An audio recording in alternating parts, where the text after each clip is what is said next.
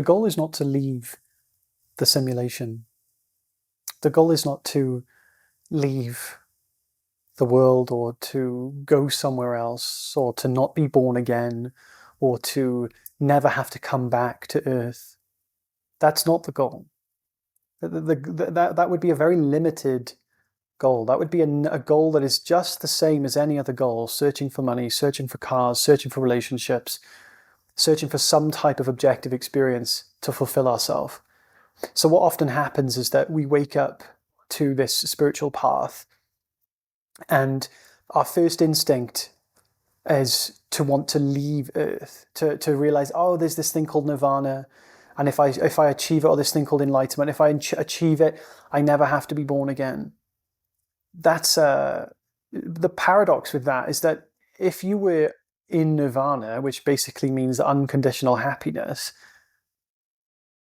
you wouldn't care whether you were born again or not. And the paradox is, if you try to find nirvana out of a resistance to this current experience in order to not be born again, to leave the simulation, to go, you're just doing more of the same thing. The thing that's happening is resistance. And wanting to leave the world, not wanting to come back. Why would we not want to come back? Because we find Earth is suffering. And if we try to remove our suffering, that is suffering in its purest form. The desire to remove suffering is the purest form of suffering. Suffering is the desire to remove itself, which is impossible. It's like water trying to dehydrate itself. It's impossible. It's like the water trying to, it's like the wave trying to drown the ocean. You can't. It's likewise, resistance cannot remove resistance. So I want to make this video just for anyone who has been thinking about trying to leave Earth, trying to not want to be here. The point is not to try and leave Earth for the sake of what? Because we would end up in somewhere else, and then somewhere else our experience, we would be limited to experience. Imagine a being that was born in the slums, and he gradually worked his way up. He became a millionaire, a billionaire, a trillionaire. Eventually he created the technology to turn himself into a cyborg, so he cannot physically die. And then eventually he builds rockets, he travels the solar system, then he travels the galaxy, and he travels everywhere to try and find greater and greater freedom.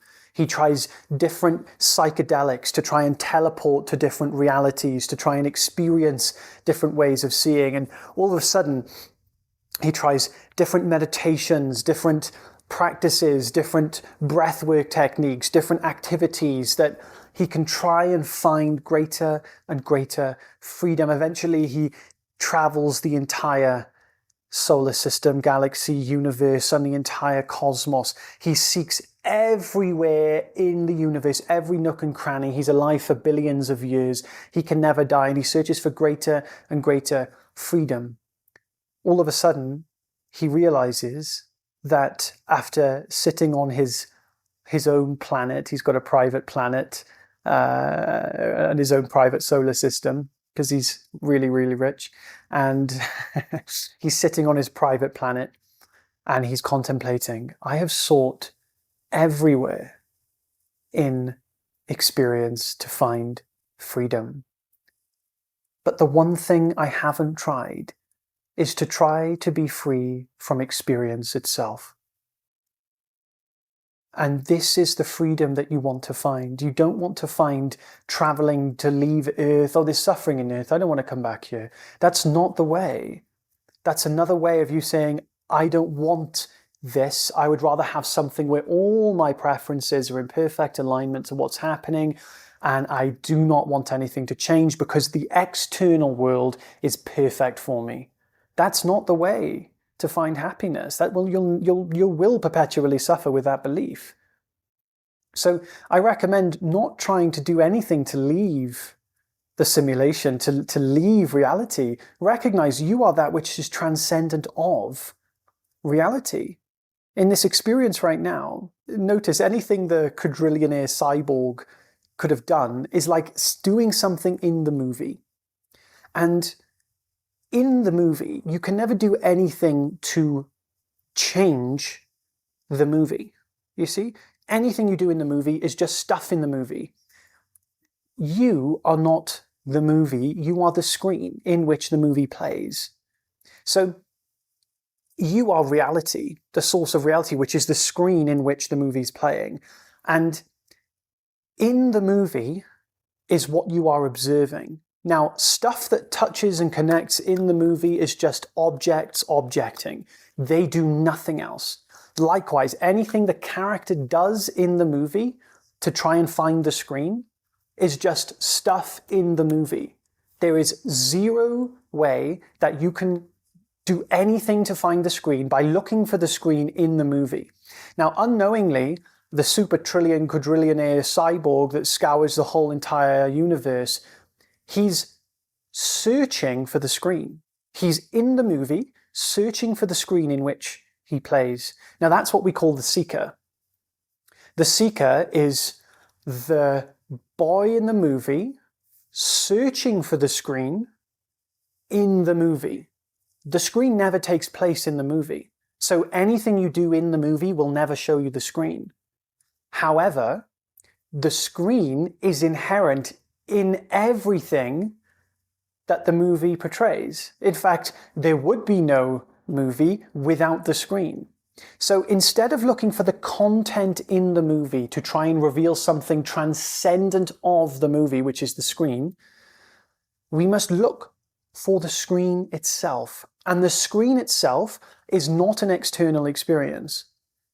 So doing things in our direct experience to try and reveal the screen is never going to suffice. So what I would recommend doing right now is recognizing that the reason all these spiritual traditions talk about the here and now is because in the now, we think that the now is eternal. But eternal doesn't mean a long stretch of time. That's what time looks like. That's what eternity looks like from the lens of separation. If we put on the cloak of the objective mind, the glasses of the objective mind, and try to view eternity through that limitation, what we will imagine is a long infinite stretch of moments that go infinitely out into the future.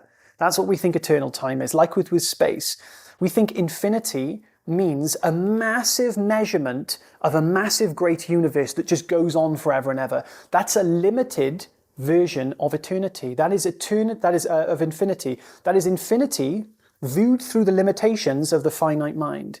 So if you try to view eternity and infinity through the finite mind, what you will get is an infinite stretch of limited time, because anything that is in time and space is limited because it has to start somewhere. Infinity in relativity starts. It starts with one, and then it continues, right? And don't mathematicians try to battle me and rebuttal me in the comments. You know what I'm trying to say here. The point is, it's in time and space.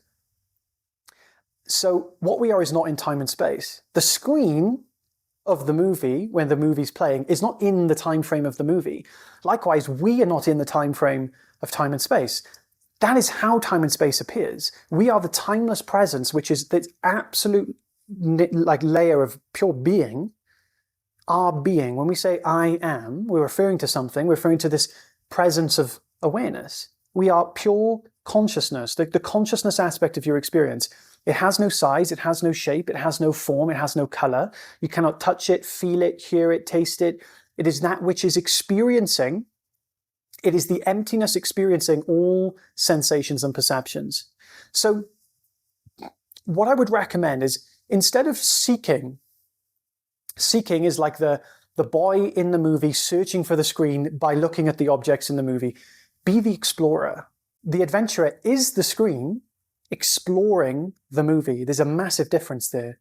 Now, to get to the screen, all we have to do is recognize I am alive. The aliveness that we are is when we say I'm alive, it is the expression of our own self-awareness. And we know ourselves irrespective of the content of experience. Sometimes I speak to people and they say, oh no, I'm only aware because I experience an object. But the problem is that there is a faulty inference there. Inference is like when, if we see smoke over the mountain, we infer that there is a fire. And what people say is that because there is an object, I infer that there is consciousness. But it's actually the flip. There is consciousness, therefore I infer the presence of an object. The problem with this statement is that I am aware because I experience an object. But it starts with I am aware. I know that I am aware, therefore I am aware of the object. So we are aware of ourselves irrespective of whether we are aware of the world. In fact, it is evident that we are aware of ourselves because we are aware that we are aware of the object. That implies that along with the experience of knowing there is an object, we know that there is awareness. Otherwise, we wouldn't know we were aware of the object. So we know we are aware irrespective of the object. We can experience now. There is objective experience and there is the experience of awareness itself. Pure subjectivity. Pure subjectivity is the screen. And what happens is we get so lost in the content of the movie that we overlook the screen. So our only job, if we want to leave experience, it's to literally leave experience, leave the entirety of experience. Go to the source of experience. Go to that which is transcendent of experience. Now, the reason I said the now refers to eternity and infinity, here and now, here is the direct pathway to infinity beyond space. Now is the shortcut to eternity beyond time. Now, the reason that we go to the here and now is because what we essentially are is beyond the dimension of time and space. Whenever we're in experience, we always refer an experience to limited objects. Thoughts, even though they have no solid substance, they start and they end. That's a limitation. Feelings, they have a start and an end. Legs and arms, they have a start and an end, and they are contained, they have a size and a shape. Anything measurable is something limited. We are obviously unlimited because you cannot measure the fact of awareness.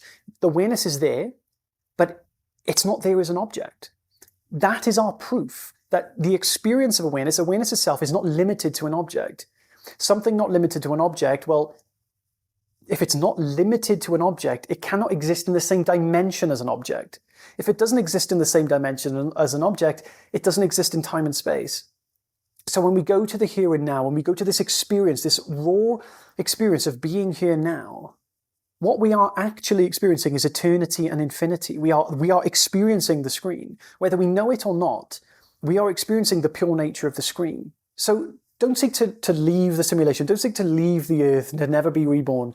Seek the truth of understanding. We are already transcendent of experience. What happens then, that is where nirvana is.